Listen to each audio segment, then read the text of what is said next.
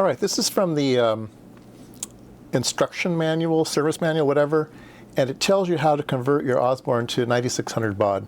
So I'm going to try that. Now, this seems really, really silly to me, and I'm going to do it a different way because it tells you to put a socket in and then bend out some legs.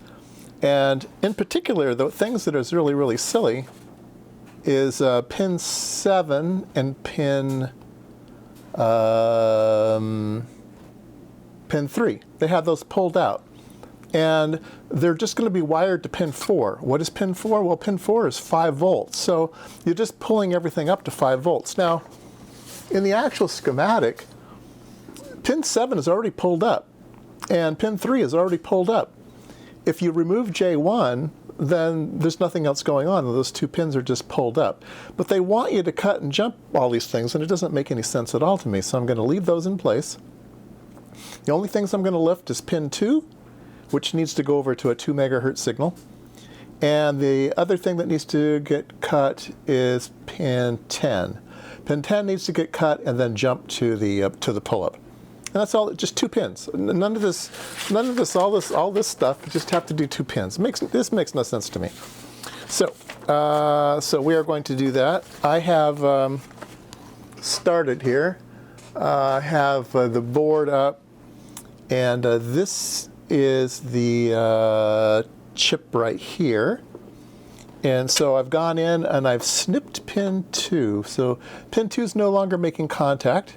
I'm not going to put a socket in. I'm just going to snip and solder to it. Pin 2, and then what did I say the other one was?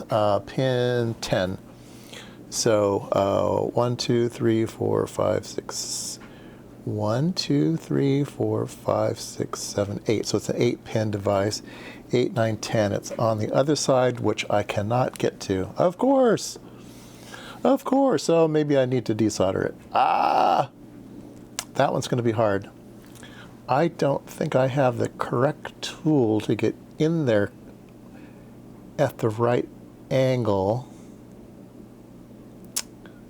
I'm going to desolder that 1 pin and see if I can't fold just that 1 pin up. And I'm going to go from there. 8, 9, 10, the second one in. I'm going to try that. Wish me luck. I'm going to get you over to the side here. I need more room.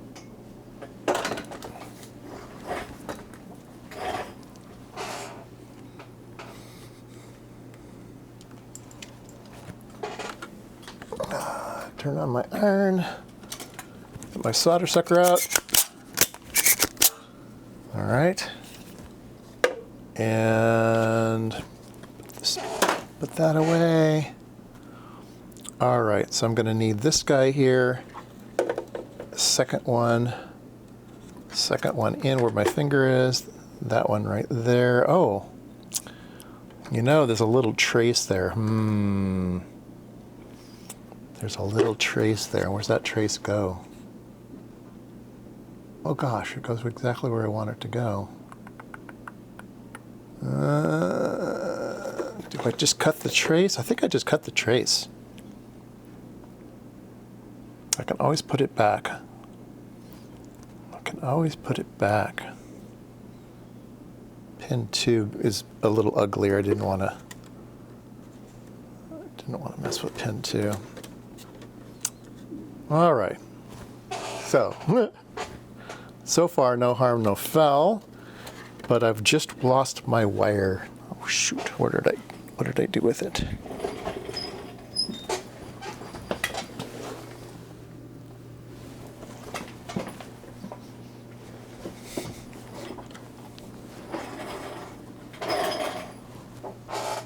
Okay. So what I'm going to do is I'm going to tack this onto pin 2 right here. Let's see if I can't do that.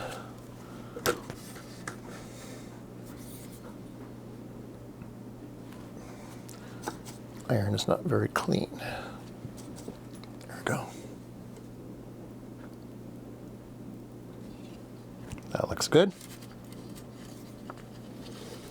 This is 30 gauge wire wrap wire.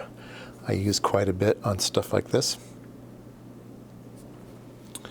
All right. And I will bring it in and tack it on. So this is now my new pin 2, and I need to go over here to J2. And it says that J2, where is it? See here, it says the center of J2 is that 2 megahertz signal. And so it's right over here, so it's very, very easy to do. And all I need to do is tack it over there. Get some solder on that. All right, some solder on this. And hold it in place.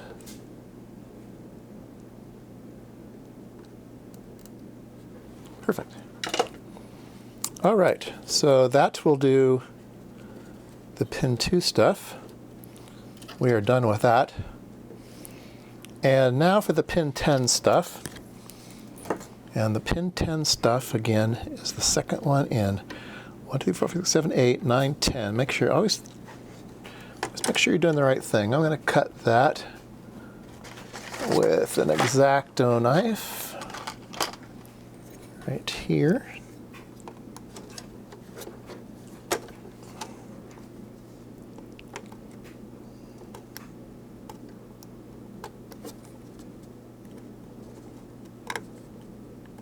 Make sure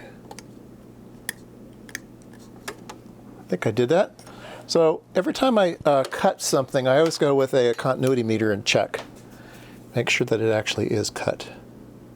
Yep. All right, it is cut. All right, so now I need another piece of 30 gauge wire, and then we will make that other connection. And this is just a pull-up. So what we're doing here is we're hardwiring that counter to always divide by 13, modulo 13. So you say, how do you get a counter to get a counter to count to 13? So this is a preload counter, a synchronous counter. You can preload a number and then count from there. And so the way it's wired up, here, this shows it. This thing counts to 16, and then it fires the overflow. And that comes around here, does a load. So when you get to the number 16, you're going to load a new number. And the new number that you load is 3. So you're always counting from 3 to 16. 3 to 16, 3 to 16, 3 to 16. Well, that's counting by 13, right? 16 minus 3 is 13. So that's what we're doing here. We're hardwiring. See, this is A, B, C. C and D are low, and then A and B are going to be hardwired high. And that will give us that 3. Okay? The pin 10 is another weird thing in here and it makes this thing divide by a certain amount with this extra pin. A little complicated, but we're just going to cut that and we're going to make that high so that's out of the circuit. It's not going to do anything. So the only function this thing will have is divide by 13. All right, so pin 10 needs to go to R46. All right, so let's put this on pin 10. I need to strip one end of it first. Uh-oh. These little 30 gauge wires are sometimes hard to strip, and this one's not cooperating with me. Oh, come on. There we go. And it doesn't have to go far. It doesn't have to go far. So I'm going to make it about, I don't know, make it about that long. That's plenty long enough. Okay.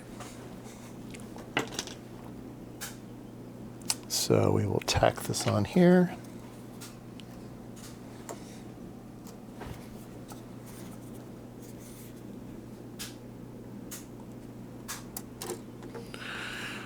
Oh, let's get some solder here.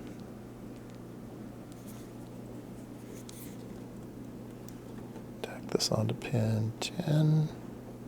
All right, we're on pin 10. All right, so the other Wow, it's right next door. I could just jump right to there. Oh well, this is fine. Yeah, wow. Okay, this is the pull-up resistor here. Here's 5 volts, and there's the other end of the pull-up. So this just needs to, bend over and solder right to there. So that's simple. Super simple.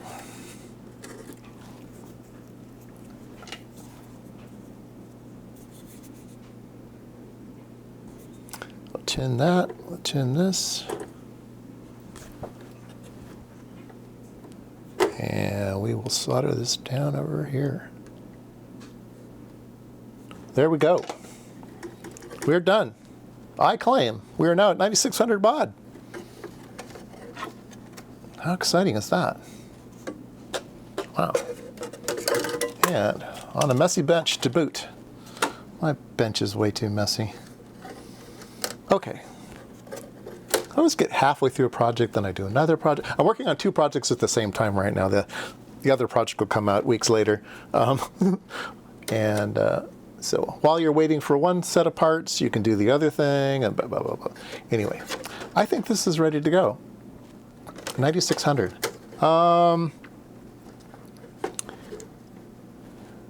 Yeah, why don't we test it here upside down? Should we? Yeah, we should. We should at least make sure that our frequencies are right. That's what we'll do. We won't test the thing, but we will test if our frequencies are right. Let me put the screws back into this thing.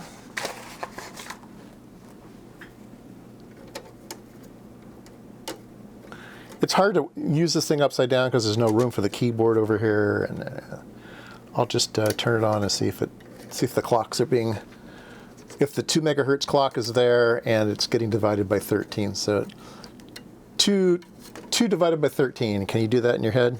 I can't. All right. Let's put these down.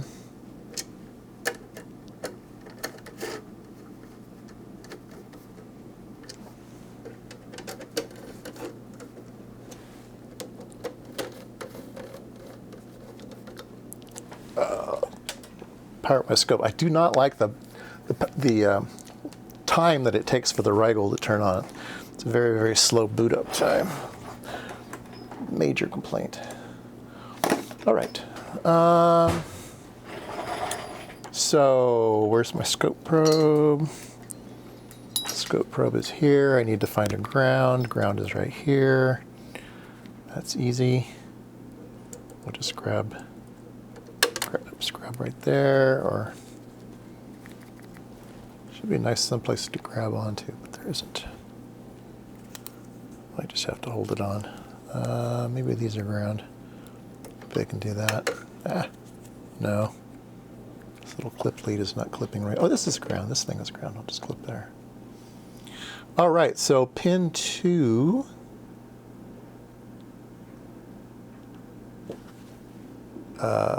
Should be 1, 2.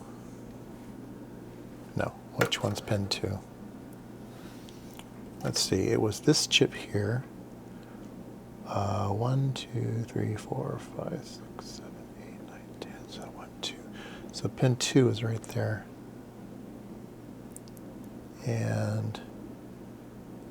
But we've cut and jumped it.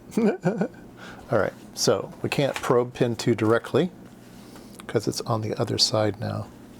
We can go over to where it's connected, which is over,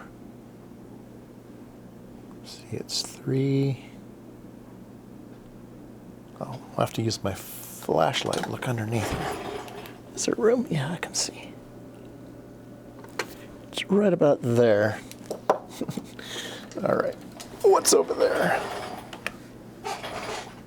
Oh, right here. 1, 2, 3. So I think right there I should get 2 megahertz. Right there. All right. So let's get some power onto this thing. Where's a power cord? I had one out. I was just doing something. Okay, here's power cord.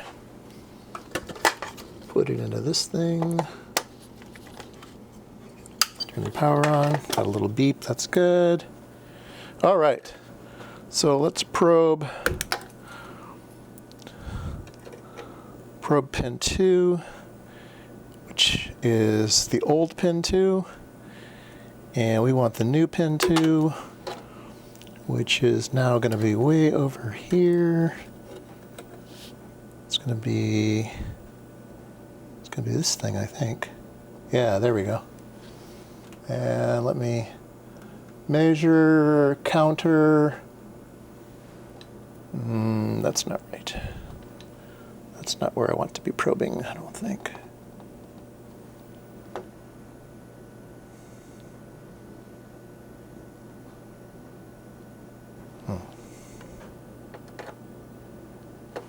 Maybe this ground isn't a good ground.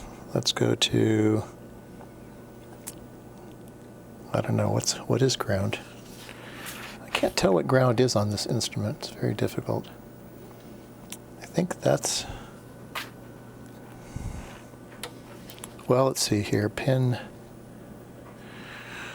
let's see here, 1, 2, 3, 4, 5, 6, 7, 8, this 5, 6, 7, this should be ground here. So if we go from here,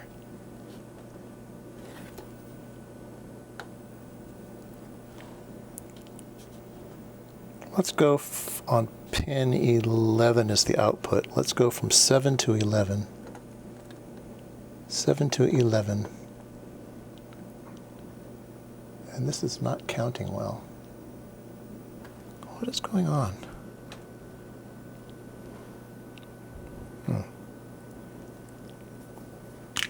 I need a better ground setup.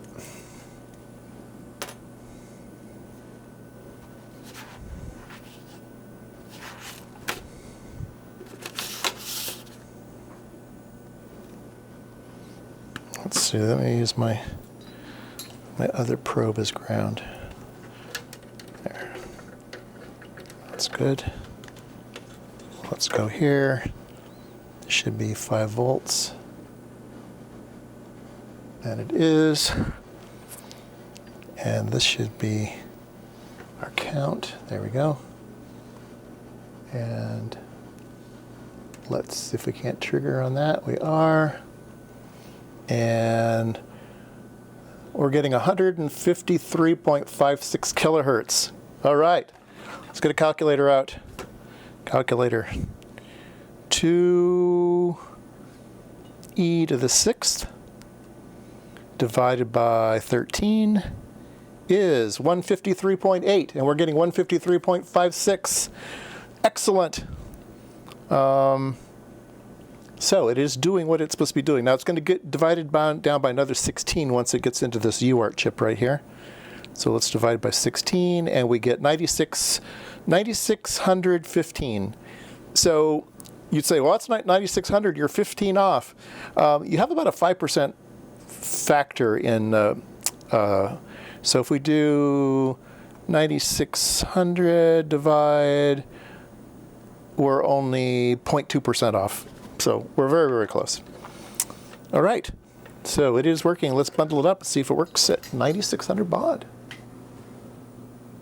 All right, I'm booted up, and I have the serial port connected down here up to my laptop, and I'm getting communication at 9600 baud. So I did a Control P and a directory, and it came out up there, okay? So we can do xdir here. And you can see the data is coming out over there. So it's at least going that direction. So what we want to try, this is the holy grail here, is Kermit. Let's see if Kermit operates at 9600 baud. So I'm operating Kermit down below. I'm not sure if it's good to be echoing with Kermit running. I think that's a bad idea. So I'm gonna reboot the Osborne, and now the Control P has gone away. So let's do Kermit.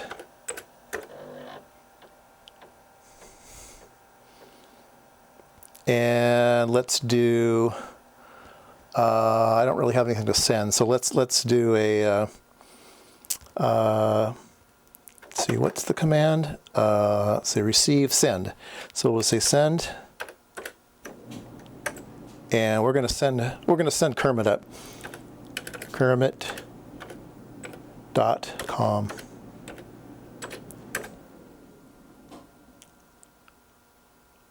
Oh, send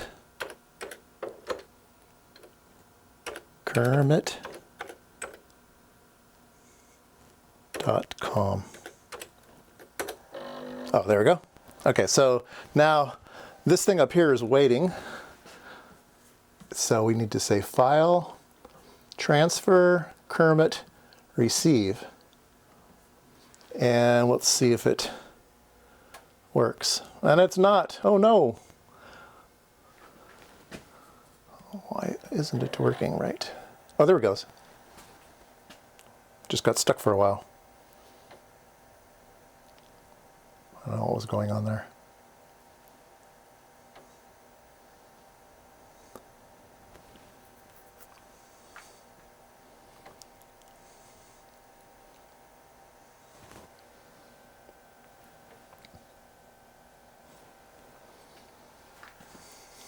So Kermit's a pretty big file, so this is a good test. It's like a 60K. Yeah, there we go. Transferred it. Cool. So now Kermit should be over here somewhere. That's super, super cool. Anyway, I think it's working. I'll debug it a little more, but yeah, there you go. Osborne at 9600 seems like it's an okay thing to do. The manual says it was. The manual said that they had enough confidence that they included it in the manual, and it should be okay for this. But like I said, I'll transfer some files back and forth just to make sure. But yeah, there you go. All right, I'm trying to transfer down. I'm sending it a program called SD129.com, and the beep means that it got it. We'll do exit, and we'll try it out. SD129, and yeah, executed. It's a directory program. So there you go. So works in one direction, works in the other direction. 9600. You're good to go. It's a good modification. Just to recap. Do not follow their instructions. It's silly. Just move pin 10 to 5 volts, or a pull-up. I moved it to the pull-up, so it's pulled up to 5 volts. And then the only other wire that you have to change is pin 2, which is the clock. And instead of pin 2 coming someplace, you have to cut it and then jumper it over to a place where there's 2 megahertz. And the place that there's 2 megahertz is on a connector called J2. Now J2, there's no connector there. It's just 3 vias on the PC board, and you just solder it to the middle via, and that's all there is to it. And then you're up and running. So there you go.